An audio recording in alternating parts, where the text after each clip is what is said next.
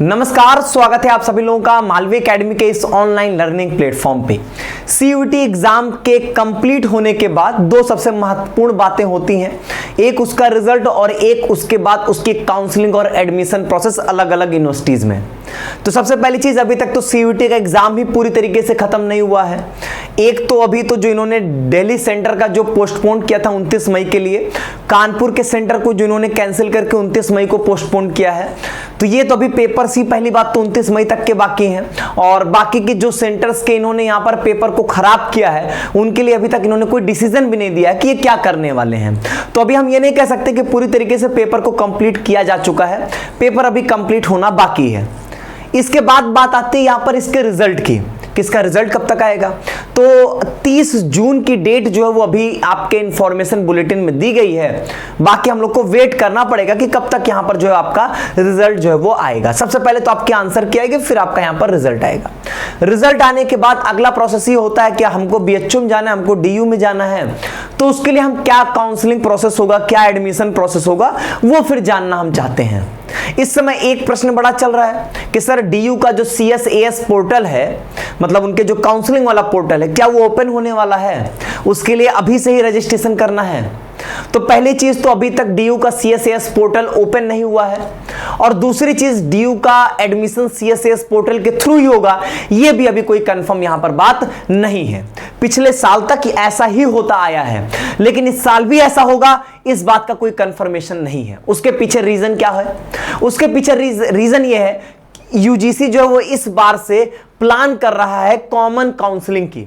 सबसे पहला प्रश्न यही उठता है कि सर ये कॉमन काउंसलिंग क्या होती है? कॉमन काउंसलिंग का मतलब ये जैसे कि आपको सारे यूनिवर्सिटीज का एक कॉमन एग्जाम आपने दिया है। आपने बीएचयू के लिए, डीयू के लिए, एयू के लिए, जेएनयू के लिए, जेएमआई के लिए कोई अलग अलग एग्जाम नहीं दिया, आपने एक एग्जाम दिया है। उसी तरीके से सारे यूनिवर्सिटीज का एक कॉमन काउंसलिंग कराई जाए, ऐसी यूजीसी ने खुद से यहां पर एक पहल की है। कंफर्मेशन नहीं हुआ है कि इस बार से कॉमन काउंसलिंग होगी, लेकिन इस बात की पहल है और ऐसा करना चाह रही है यूजीसी।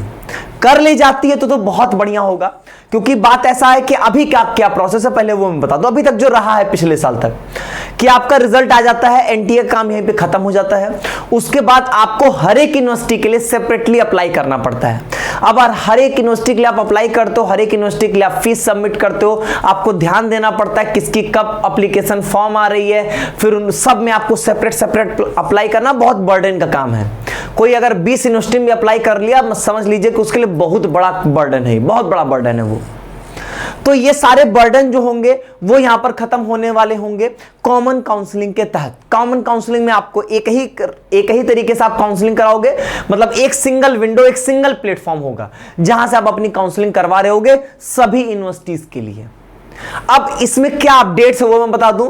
1 महीने पहले के आर्टिकल्स हैं ये, जो कि आपका ये एजुकेशन टाइम्स का, मतलब आपको किसी भी आप न्यूज आर्टिकल में देखना चाहोगे तो देख लोगे, ऐसा मैं नहीं कह रहा हूं सिर्फ एजुकेशन टाइम्स में। मैं फिलहाल आपको एजुकेशन टाइम्स का ये आर्टिकल जो है वो दिखा रहा हूं। यहां पर इन्होंने यहां पर ये बोला कि जैसे जेईई नीट में कॉमन काउंसलिंग होती है, वैसे यूजीसी यहां पर इस आइडिया पे काम कर रहा है कि कॉमन काउंसलिंग कराई जाए अलग अलग यूनिवर्सिटीज में जो यूजी के एडमिशंस होते हैं उनके लिए यहां पर। फिर उन्होंने ये बोला कि एक सिंगल प्लेटफॉर्म मिलेगा, एक सिंगल पोर्टल मिलेगा, तो स्टूडेंट्स के लिए काफी बढ़िया रहेगा। अब इस पे जो एक बयान दिया गया है वो है आरपी तिवारी, जो कि यहां पर आपके सेंट्रल यूनिवर्सिटी ऑफ पंजाब के वीसी हैं। यहां पर इन्होंने ये बोला, कहा कि ये बड़ी अच्छी, इनका मैं एक समरी आपको बता दूं इन्होंने क्या बोला। इन्होंने कहा ये बड़ा अच्छा रहेगा स्टूडेंट पॉइंट ऑफ व्यू से और यूनिवर्सिटी पॉइंट ऑफ व्यू से भी, क्योंकि इन्होंने बोला कि इसमें क्या होगा कि ऐसा होता है कि बच्चे जिसकी काउंसलिंग पहले शुरू हुई, तो जो अच्छे स्कोर वाले बच्चे होते हैं वो एक सीट वहां पर अपनी सिक्योर कर लेंगे।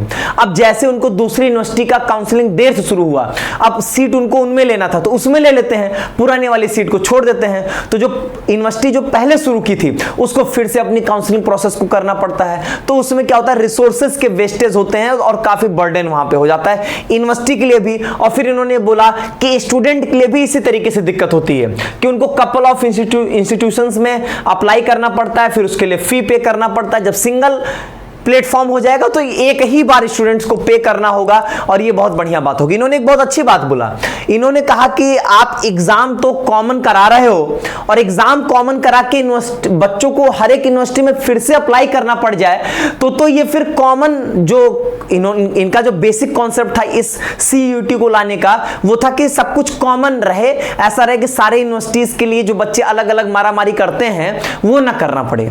तो आपने अगर एग्जाम को कॉमन किया है तो आपको काउंसलिंग भी कॉमन करनी चाहिए ताकि स्टूडेंट्स को एक्चुअल में यहां पर बेनिफिट मिल सके। ये एक्चुअल में बहुत बड़ी प्रॉब्लम होती है कि अगर स्टूडेंट्स को हर एक यूनिवर्सिटी में सेपरेटली यहां पर अप्लाई करना पड़ता है और इसके लिए जो है वो ऑलरेडी काम चल रहा है। इसके लिए एक जो है वो टीम यहां पर बनाई गई है, वो मैं आपको दिखाऊं तो इन्होंने ये बनाया कि इसके लिए एक पैनल बनाया गया। पैनल में अलग अलग यूनिवर्सिटीज से यहाँ पर लोग हैं, Mizoram university, university of Hyderabad, JNU, BHU, इन सारे यूनिवर्सिटी से, कश्मीर यूनिवर्सिटी, इन सभी से जो है वो पैनल बनाया गया और UGC जो है इस पे प्लान कर रही है कॉमन काउंसलिंग को रन करने के लिए। अब इसमें क्या होगा कि आपको बहुत सारे फैक्टर्स पे कंसीडरेशन करना पड़ेगा इनको, क्योंकि हर एक यूनिवर्सिटी की अपनी कुछ वेरिएशंस हैं और बहुत सारे कोर्सेज होते हैं, अलग अलग एलिजिबिलिटी क्राइटेरिया होती है, तो आसान नहीं है ये चीज करना। मतलब ऐसा होता कि सभी यूनिवर्सिटी की एक कॉमन क्राइटेरिया होती, कॉमन कोर्सेज होते तो बड़ा आसान होता कॉमन काउंसलिंग को करवाना, लेकिन इनके लिए आसान नहीं है कॉमन काउंसलिंग करवाना। इसीलिए अभी तक इस पे कोई कंफर्मेशन नहीं आया है, हमको वेट करना होगा और ना ही DU के अपने CSCS पोर्टल के लिए कोई बातें आई हैं।